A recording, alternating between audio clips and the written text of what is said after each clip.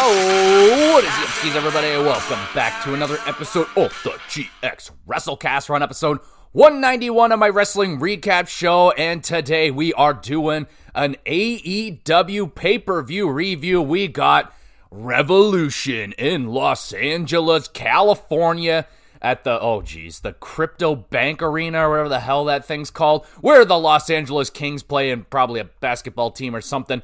Regardless, we got a huge loaded up show here, and let's just dive into it the same way that they did. They just get right into it. We got MJF versus Hangman Adam Page. These two have been beefing over the last, not too long, I don't know, maybe 3-4 weeks, something like that. And yeah, pretty much just really don't like each other. A lot of trash talking going on back and forth, so now it's time to fight. MJF takes the referee hostage momentarily to gain the advantage. Max bleeding a little bit after he hits a mean backbreaker on Hangman, like right in the middle of his forehead. I don't know what he did, but a little bit of blood. And then Max with a mean Bama Slamma and plants Hangman head first with a mean as fuck guillotine DDT. My goodness, that was nasty. Thumbs up. Hangman nails a dead eye. Max able to kick out of that. Page nails the buckshot, but MJF has his foot on the ropes.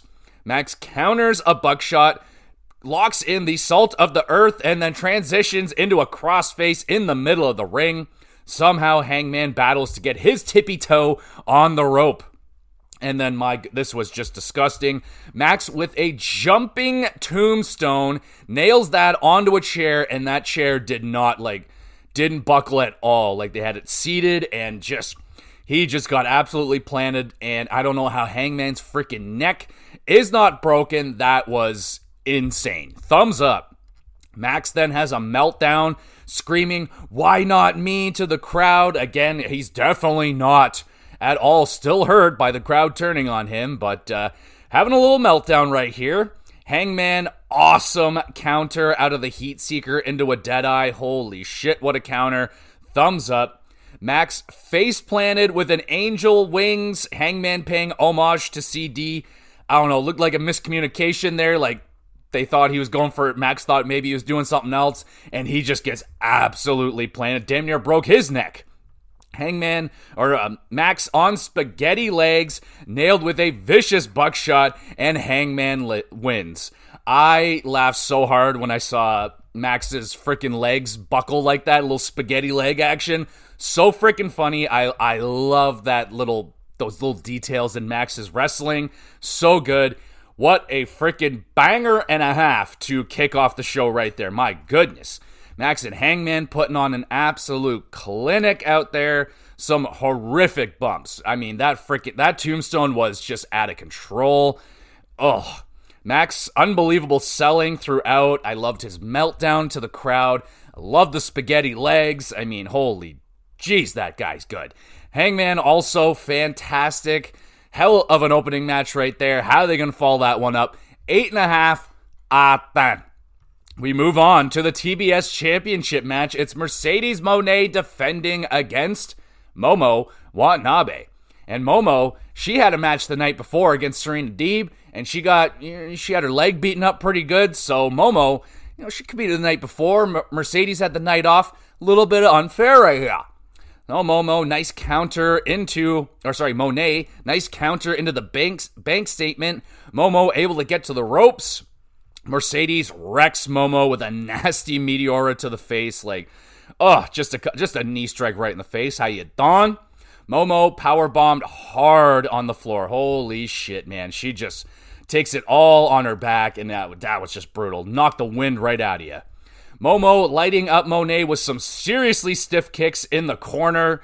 Watanabe top rope Meteora to Moné on the apron. That looked rather painful as well. Moné with another mean powerbomb. Can't keep Momo down. Watanabe avalanche slam.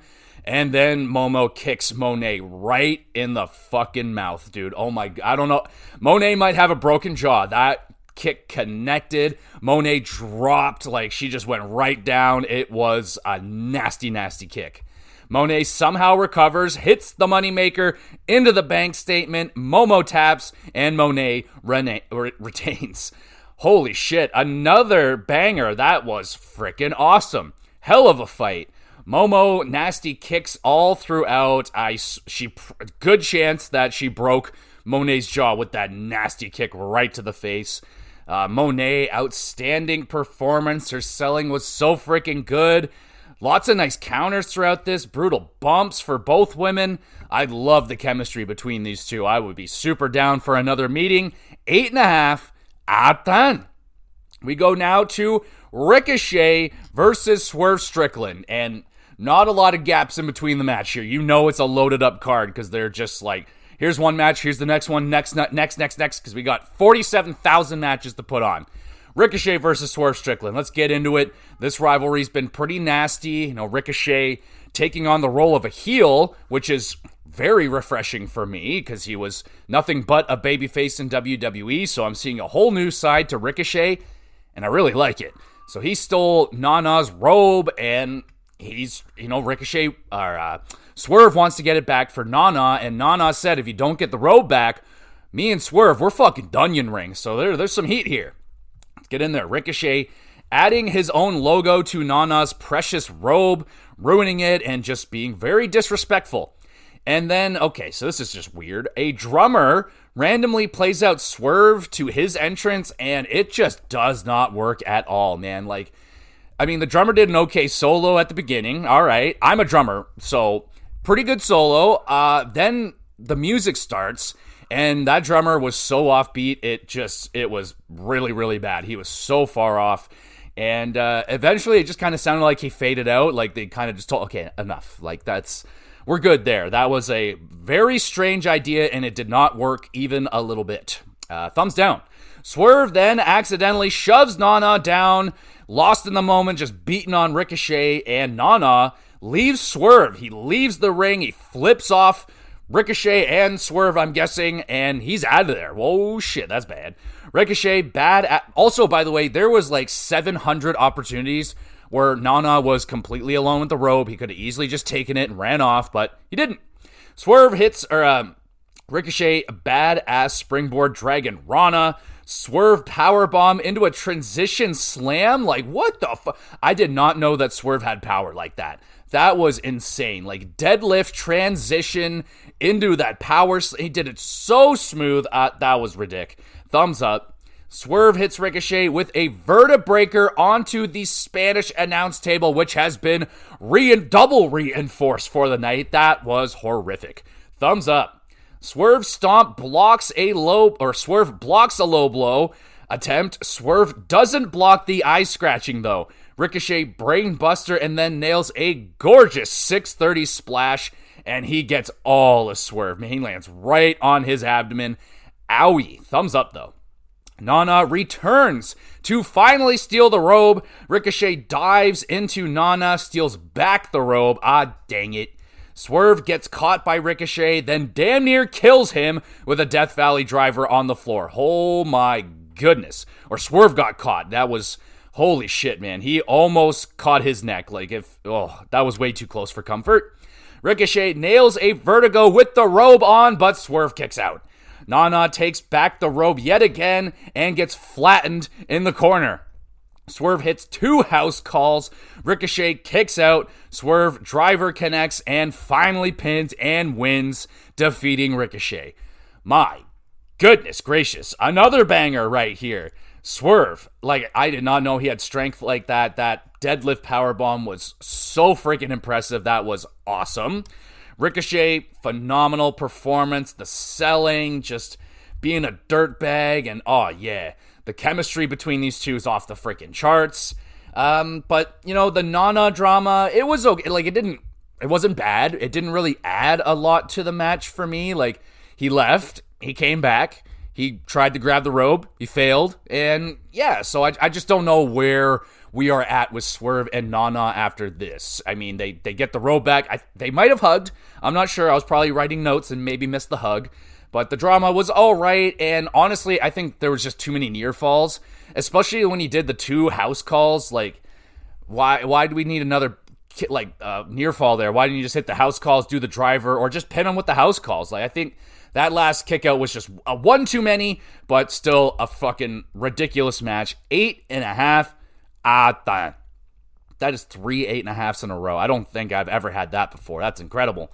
We move on to the next match. Continental Championship match. Okada defending against Brody King. Oh boy. Brody blasting Okada with those brutal chops. Oh my goodness. Handprint embedded in Okada after the first chop. And he's in for a long night. Brody running, diving elbow through the ropes. That's just straight up impressive. King crushes Okada in the barricade. And then Brody, brutal Death Valley driver, in the corner. And a cannonball to follow. Okada grabs a chair as a distraction and then blasts King with the title belt. Brody kicks out. Okada drop kick hits the Rainmaker to retain. Oh man. Brody King, what a freaking performance right there. I have no idea how Okada is alive. It was pretty much all Brody until the ending. Okada might have gotten maybe a couple moves in there, here and there, but Brody was dominating. He was so freaking good. Everything this guy does is just so vicious. The chops, lariats, slams, I love watching this guy wrestle. Okada taking a beating. Somehow he gets the job done again. Very, very resilient effort and put some ice on that chest. Holy jumping. Really good match. 7.5 out of 10. We go to the AEW Tag Team Championship match. It is the Hurt Syndicate, Lashley and Benjamin, with MVP defending against the Outrunners, Turbo and Magnum. MVP not happy with Hurt Syndicate's start, yelling some inspiration into them. Seems to work. Outrunners with the hot tag. They hit the son of a bitch elbow drop. I love it. I terrified my cats because I did the son of a bitch handshake, and I made a very loud sound and it scared the shit out of my cats, so I do not recommend you do that if you have cats. Turbo hulks up, hits an interesting rope walking arm drag, didn't look very good at all. Shelton knee strike, Bobby with spears ×2, and Hurt Syndicate retain. Poor Outrunners. I love these guys, but not their best performance here on the big stage. A little bit clunky. The chemistry just was not there in this match. It just wasn't very smooth. There was some confusion. It looked like you're late to some spots, and it just wasn't there. I'll hit him with a generous 5 out of 10. Now we go to the Hollywood ending, and oh my God, are y'all ready for this? All right, I think you might be ready for this. Let's go. AEW Women's Championship on the line. Hollywood ending, basically, no rules. They can murder each other if they wish. It is Timeless Tony defending against Mariah May.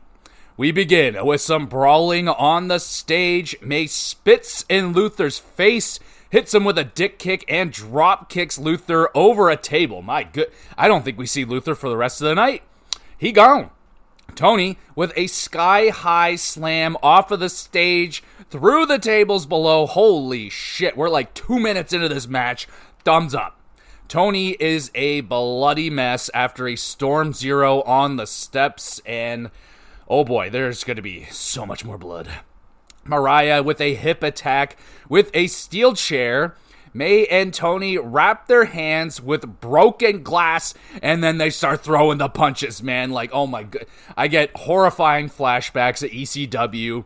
I think it was the Nasty Boys with a broken glass fist fight match or some shit. You get tape on your hands, you cover it up with glass, and you start throwing bombs. Holy shit. Freaking ridiculous. Tony then pours glass, broken glass, all over the ring. May stabbed with a broken champagne bottle, and then Tony has the bottle smashed between her legs. Oh my goodness, man, just ridiculous. Tony super Rana'd and Mayday'd into the broken glass. Holy shit, man, that is just horrific. Thumbs up for all that. I would say it's probably gotta be worse than thumbtacks. Regardless, both are horrendous. Holy shit, what a bump. Tony stomps May into the belt and then starts whipping May viciously with the belt. Oh my goodness. Mariah plants Tony on the stage with a Mayday. Tony kicks out. Mariah has an absolute meltdown. There is blood everywhere. Just so much blood.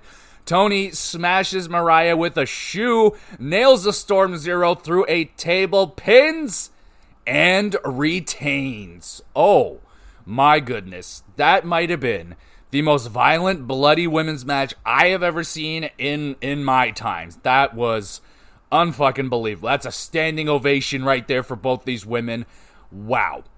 The glass. The glass was too much. That was so nasty. Oh my goodness. Tons of brutal bumps throughout this matchup, man. Like, just too many to just, wow.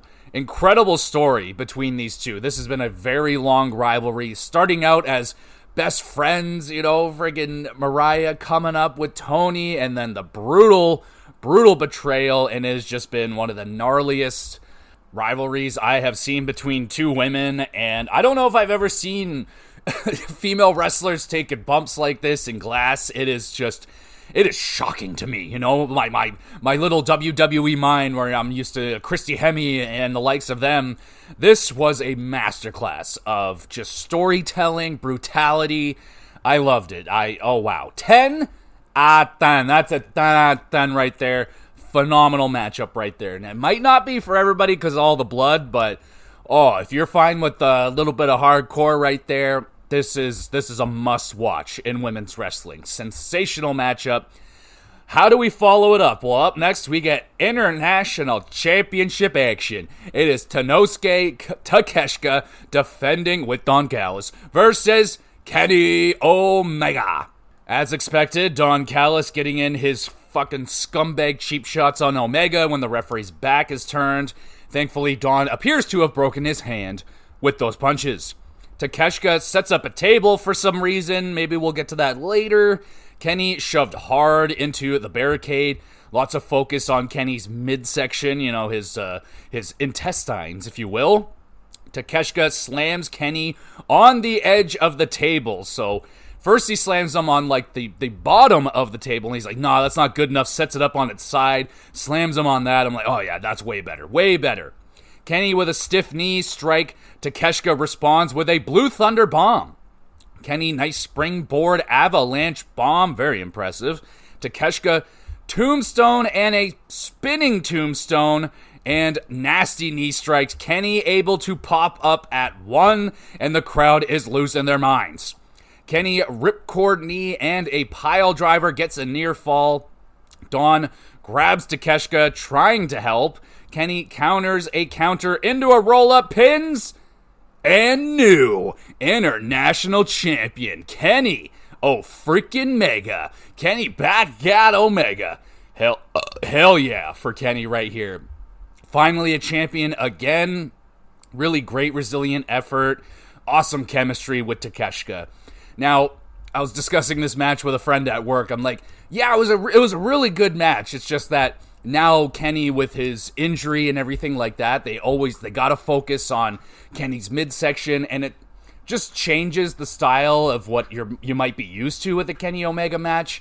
It was still competitive and it was good. It was still really good. Just didn't have that flair of Kenny Omega matches. You know, that real fast pace. Definitely didn't have the intensity of other meetings between these two. Again, it was still really good, but this is kind of what Kenny is going to have to deal with now. Like, everyone's going to be attacking his midsection, and he's going to have to rally through that, which, yeah, it is what it is, but still a really good match. Don Callis, go fuck yourself with all that annoying, unnecessary shenaniganery. I don't like it, but still like this match. 7.5 out of 10. We go now to a cage match. I forgot this was a cage match, but it is in fact a cage match. Will Ospreay versus Kyle Fletcher. Ospreay with a dubstep opening to his entrance. It was okay, you know, kind of felt unnecessary, didn't really do a lot. I don't think the crowd really was all that into it, but hey, you gotta try stuff, I guess. We get into the match, both men choosing to climb into the cage to show off how cool they are, and then we get some cool imagery of both of them standing on top of the cage, staring at each other from across the sides and shit. Pretty cool. We get into it. Ospreay cut open after he's torpedoed into the cage. Ayatan. Lots of blood. Fletcher licks the blood off of the cage. That's just fucking gross, man. It's fucking gross. Ospreay, impressive, phenomenal forearm inside the cage. That was impressive. And the stiff chops. Oh my fucking god. Cuts open Kyle's chest like, just chest-ripping chops. Like, those things were nasty, and I love it. Ospreay, beautiful corkscrew splash. Kyle, awesome sit-out last ride. Like, holy shit. They're like, he got him up like 8 feet tall, high, and he slammed him down. It was fucking sick. Thumbs up for that. Kyle repeatedly kicking Will in the face and then licks up some more blood. What's wrong with you, dog? What's wrong with you? Stop doing that shit. Ospreay hulks up, engages in a punt in the head off with Kyle. Rather funny. Just, here, you kick me in the head. All right, now your turn. You kick me in the head. Just, alrighty. And here comes Davis. He arrives. He breaks open the lock, brings Kyle a bag of weapons and a chair. Ospreay kicks the door into Davis's face. Will hits Kyle with a barbed wire baseball bat. How you fucking doing? Ospreay grinds the barbed wire across Kyle's head. Just, brutal. Kyle begs for mercy, pulls out a United Empire armband.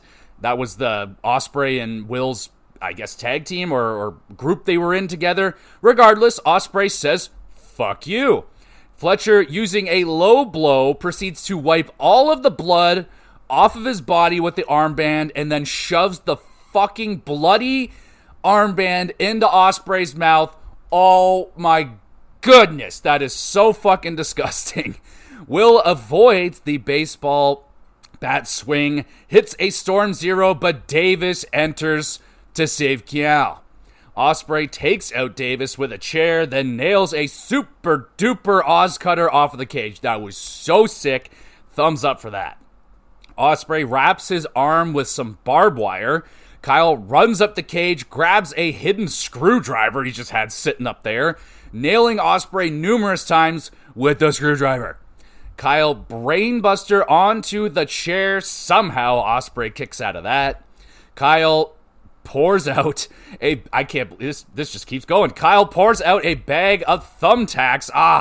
It's Ospreay hitting Kyle with a horrific Styles Clash into the thumbtacks, and Ospreay just like slams freaking Kyle's legs into the thumbtacks, pushing him down in there. Just horrifying. Thumbs up for that. Amazing.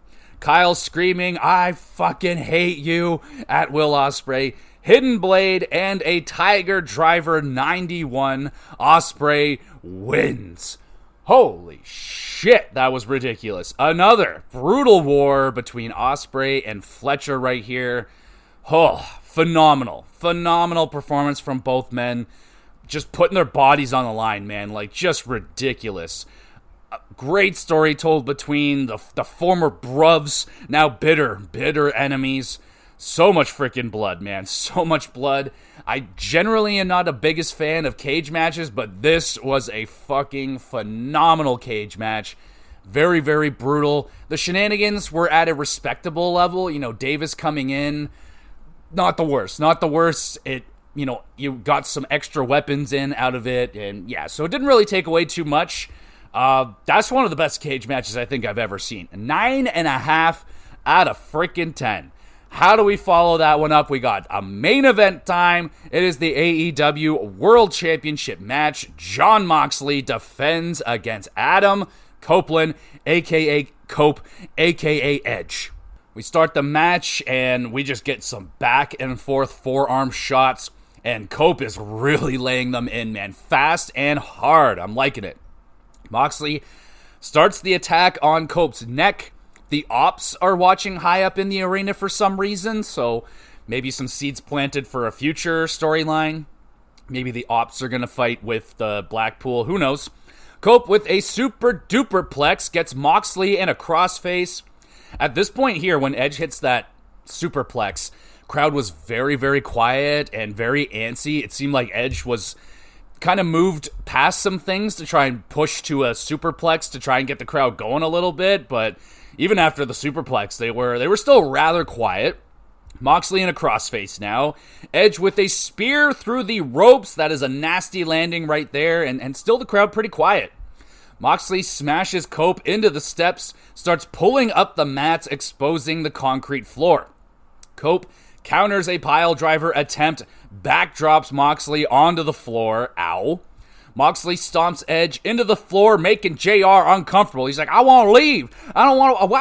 Why can't I leave? That's not what he said, but he was uncomfortable. Mox chokehold locked in, but Cope manages to get to the ropes. Moxley grabs a chair. The referee is distracted, misses Edge's potentially winning roll-up. Mox crashes into stupid Brimsberg, and the referee is knocked out. Mox goes for a concerto, but Cope kicks the chair into Moxley's face.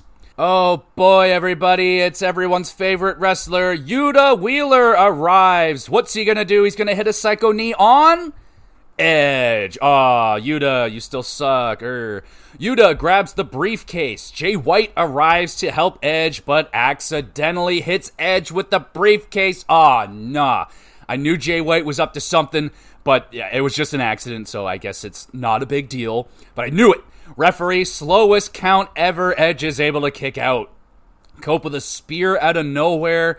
Moxley able to kick out. Cope hitting 2 more spears, but it is a hooded man stopping the count. It's Christian. Oh my God. Christian cashes in his contract, making it a triple threat match. Holy shit. Christian hits a spear and an unprettier, but it's Moxley sneaking in. He chokes out Christian to retain. Ah, son of a bitch. Pretty good first meeting between Cope and Moxley. I like Edge bringing the stiffness, those forearm shots at the beginning. He was very into that, and then then that was over, and the crowd got really quiet for like a while there, man. Like Edge was hitting a superplex, a spear through the ropes, and like crowd was just not into it. I think they just got overloaded, man. You had that cage match, you had Tony and freaking Mariah May damn near killing each other, blood all over the place. I just don't think this should have been the main event match. Maybe an open, I don't know where you could put it. This is just the problem with the Death Rider storyline, man. It sucks. It's not been good. The Death Riders is just not a compelling group. Like, they're super annoying. They're booked incredibly annoying. Moxley's just rambling, doesn't really do anything for anybody. Anyway, thankfully the Christian cash-in attempt came down. That really saved this matchup from just being like a really kind of just mediocre match. Thankfully that happened and we got some excitement out of that. Potential storyline here. So I don't know where they're going to go with Edge and Christian. Is Christian and Edge going to fight with each other? Are they going to somehow team up and try and take out Cope? Because, fucking Christian's got his family. Is Edge going to turn heel? Is he just going to fight with Christian? Is Edge done with Moxley? Like, what's going to happen with them? That I am rather curious about. And then what's the Ops going to do? Like, they're just up there watching. They don't do anything. So are they next up to try and fight with the Death Riders? Honestly, I don't give a shit. The Death Rider storyline is just crap, honestly. It's very, very it's just not fucking good, man. It's not entertaining at all to watch, but I'll give it a generous 7 out of 10. Like, if Christian didn't come down, man, I don't know what I would have given it. Like, I love Edge, man. He's one of my favorites of all time, but I don't know if you should have came to AEW, man. Like, we'll see. Like, once he and Christian start to do whatever they plan on doing, that might help it out a lot, but Moxley versus Cope, that was pretty disappointing, man. I didn't love it, but I'll give it a generous 7 out of 10. Moxley celebrating through the crowd, gets stopped by Prince Nana, saying, "Nah, you ain't going anywhere," because Swerve stomp out of nowhere off of the freaking railing, diving down onto Moxley. Holy shit, crowd going banana as the show ends. So there you go. At least for a moment, because AEW doesn't like to really stick with things very long. I imagine Swerve's going to have his opportunity, and if he doesn't have any backup, Death Riders are just going to walk all over Swerve, and I don't know, like I said, the Ops, are they going to help Swerve? Are they waiting? Who knows? Again, don't really care, because just this Death Rider thing is a huge, just sucks the air right out of every show. It's very bad. All right, so that's the end of the show. I swear they should have called this one the Battle in Los Angeles or something, because there was just so many vicious battles on this card. We got 9 matches on that card, stacked, and only one of them was under a 7. So every match was minimum good and to masterpiece. I mean, this was a very impressive card. The first trifecta of matches, man, like, unstoppable. Like, I thought, like, that opener with Hangman MJF, I'm like, ooh, that's going to be tough to follow up. They followed it up. I'm like, fuck, that's going to be tough to follow up. They followed it up. I was like, god damn, like, only until we got to the Outrunners tag match did we finally have, like, oh, okay, that wasn't very good at all, but, damn, dude, they came right back with Tony and the cage match, and then the underwhelming main event. But damn, dude, that was one of the there was a lot of amazing matches on this card. Like, if you watched it live, you probably had a really good time. If you haven't watched it, I would, just skip the main event. Not really worth your time. And if you're, you already heard about the Christian surprise, so you don't really have to bother watching it. But cage match, absolutely.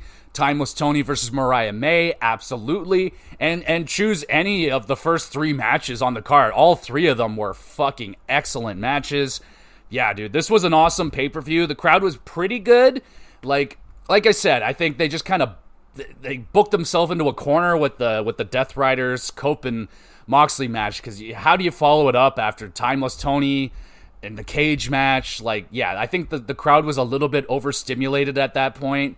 And then just to kind of have a singles regular match as the main event with no real big hoopla or anything like that, that was definitely a miss. Maybe some form of no disqualification would have helped out that main event.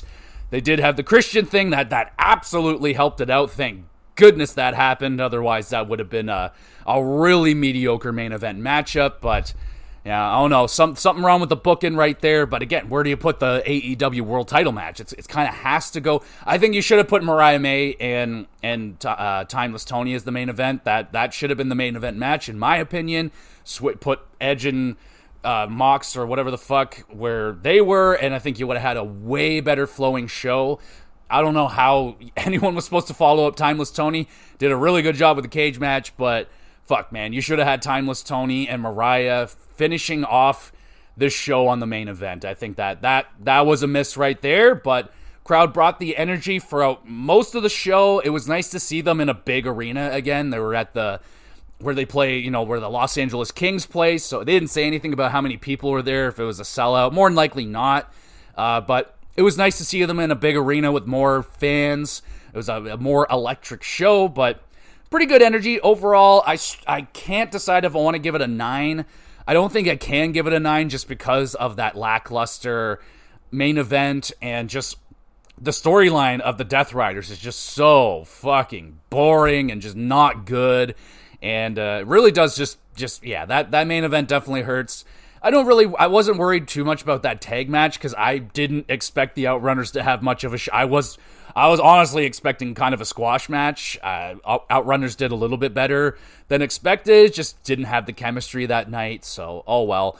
But I'll go with a strong 8.5 out of 10 regardless. I highly recommend checking out the show. Just skip those couple of matches and you'll have yourself a great time, as I did watching Revolution. So there you go, folks. Let me know what your favorite matches were, what your least favorite match was. I'm Timeless Tony versus Mariah May. That was a masterpiece. Well, there we go, folks. That's another episode down, and thank you so much for listening.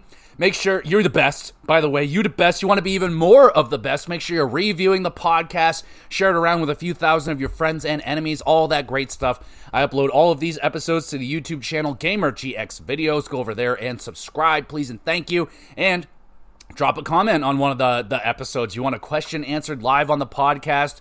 Anything about wrestling, hockey, or video games would be preferred. Send in a question. There's a Twitter page. There's an email address. All that great stuff.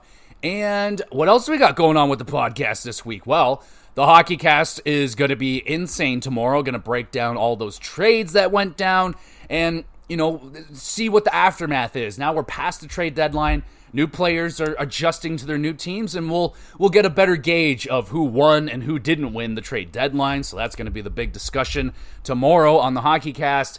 GamerCast, we're going to be talking about remakes that I want. Gosh darn it, we're getting Tony Hawk's 3 and 4, and I want some more remakes, baby. So we're going to talk about remakes that I would want. So if you got some remakes you want, send them on in, let me know, and I'll discuss them this week on the GamerCast. And that'll do it. We got the regular recap with the wrestling as well. I don't think there's any pay-per-views this weekend, so there we go, folks. Going to be a fun week on the GX Plus cast, and you better be following along, and we'll be back again with some GX Bloodcast.